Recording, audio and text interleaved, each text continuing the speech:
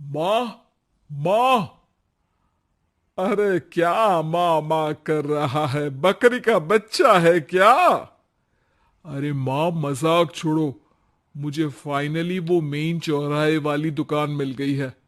अब देखना, आपका बेटा दुगनी स्पीड से पैसा कमाएगा। ओफो, ये क्या? मेरी ऑनलाइन मेकअप क्लास चल रही है। इतनी जोर से क्यों बोल रहे हो आप दोनों? अरे मेरी धर्म पत्नी जी, मेकअप क्लास बाद में करना। वो चौराहे वाली दुकान मिल गई है हमको। अरे वाह! रुको, मैं अपनी माँ को फोन लगाकर बता देती हूँ। अरे मैं भी अपने रिश्तेदारों को बता देती हूँ। कितनी खुशी की बात है। हाँ हाँ, मैं भी अपने दोस्तों को बता देता हूँ। एक हफ्ते बाद रजिस्ट्री है। बस, घर में खुशी का मौका था। उन तीनों ने अपने अपने फोन उठाए और लोगों में बात फैलाना शुरू कर दिया। और रही सही कसर, श्वेता बहू ने अपने पड़ोस में सबको बताकर कर दी। अरे वर्मा आंटी, अब हम भी जल्दी कार ले लेंगे। घर का रेनोवेशन होगा और ठाट से रहेंगे हम भी। अरे, ऐसा क्या हुआ? लॉटरी बाटरी लग गई है क्या? अरे, इस बार चौराहे वाली मॉल में हमको भी दुकान मिल गई है। दुकान नंबर 21, जो एकदम चौराहे पर है। अब ग्राहक बढ़ेंगे तो आमदनी भी बढ़ेगी ही ना। अरे वाह, कितनी खुशी की बात है। मैं बहुत खुश हूं तुम्हें इतना खुश देख के। बाकी एक बात कहूं, सबको मत बताते फिरना। किसी की नजर लग जाएगी तो खुशी की खबर वापस लौट जाएगी। हैं? ऐसे थोड़ी ना होता है। अब डरा रही हो? अरे, सही कह रही हूं। काली नजर कहते हैं इस चीज को। जब आप किसी को कुछ बताओ और वो काम बिगड़ जाए। अरे लेकिन मैं तो। तुमने सबको बता दिया ना? हाँ, फोन लगा लगा के। अब बच के रहना। काली नजर बड़ी खतरनाक होती है। श्वेता इतनी खुश रहती है कि वो वर्मा आंटी की बात पर ध्यान ही नहीं देती, जबकि पड़ोस में और भी लोगों से खुशी की खबर शेयर करती रहती है। अगले दिन राजेश बहुत दुखी होकर घर आता है। अरे बेटा, क्या हुआ? मुंह क्यों सूजा हुआ है? मधुमक्खी ने काट लिया क्या? माँ, वो दुकान किसी और के पास चली गई। किसी ने ज्यादा भाव लगा दिया। अरे पर बात तो आपसे हुई थी ना उस दुकान वाले की।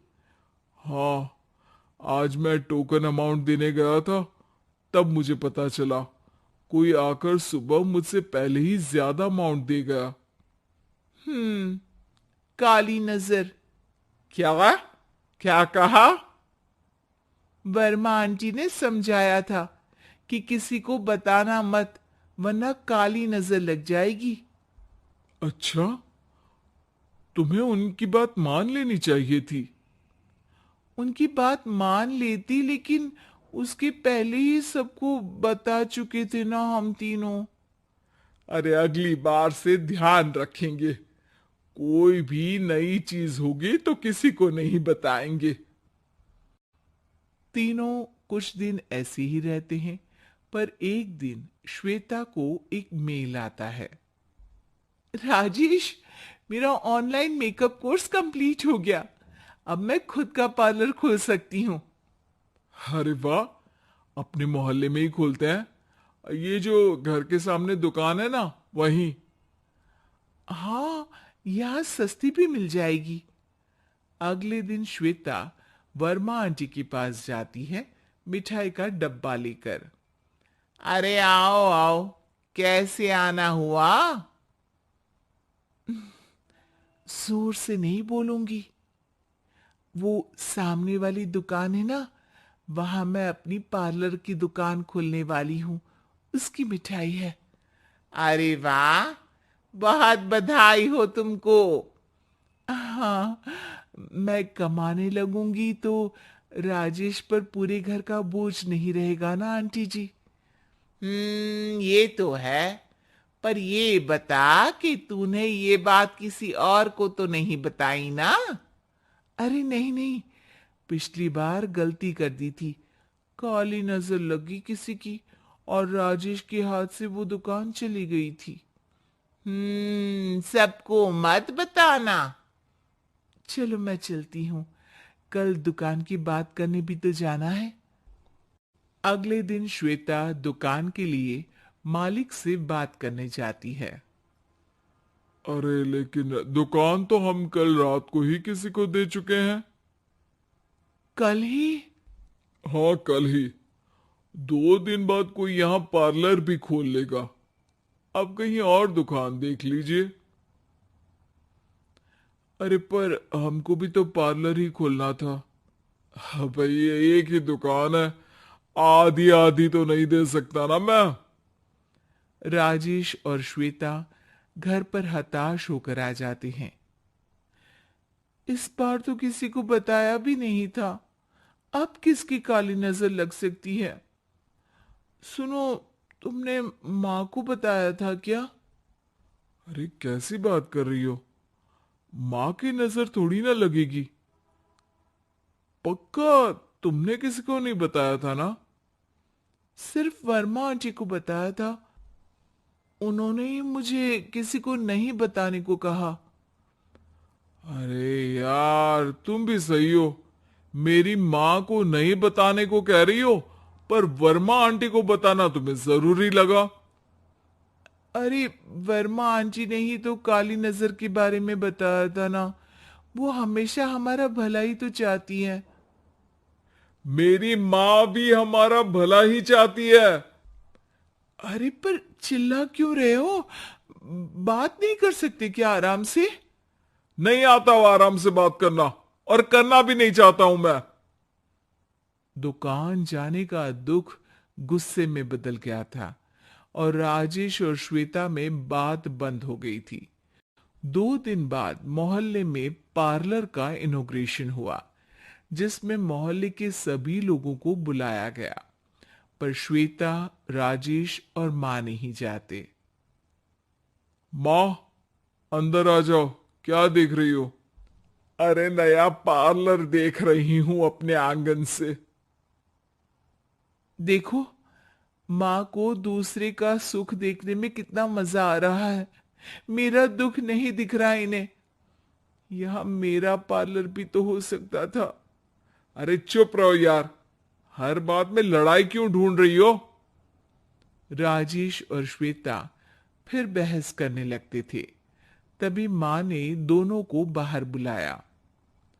अरे जरा देखो तो, दुकान चलाने वाले का बोर्ड पर नाम क्या लिखा है? श्रुति वर्मा। गाड़ी निकाल बेटा, हमें कहीं जाना है। काली नजर का इलाज कराने? राजेश अपनी बाइक निकालता है। तीनों ट्रिपलिंग कर रहे हैं। माँ राजेश को उस मॉल वाली दुकान पर लेकर जाती है जहां राजेश अपनी दुकान खोलने वाला था। यही दुकान लेना चाहता था ना तू? हाँ, पर इनको भी दुखी करने लेकर आई हो क्या यहाँ पर दुकान दिखाकर? वहां काफी नहीं था? अरे श्वेता, थोड़ा सब्र रख, अभी पता चलेगा कि हम यहां क्यों आए हैं। बता, इस दुकान चलाने वाले का नाम क्या है? अनुपम वर्मा। कुछ समझ में आया?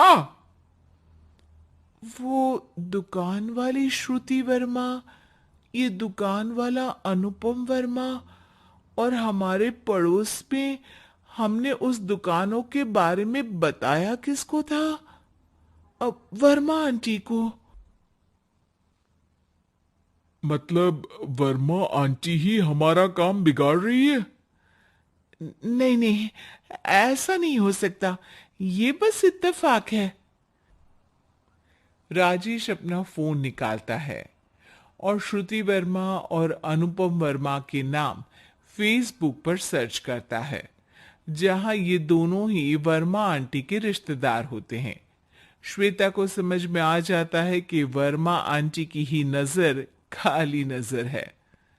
अब क्या करना है?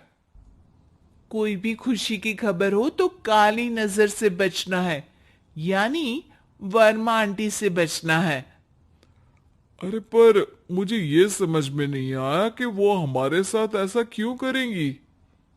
अरे बेटा, एक सीख है, दूर के आदमी को आपकी तरक्की से कम परेशानी होगी, पड़ोसी को ज्यादा। दोनों माँ की बात में हामी भरते हैं और अगला काम चुपचाप करने की कसम खाते हैं, ताकि आगे से वर्मा आंटी कोई काम ना बिगाड़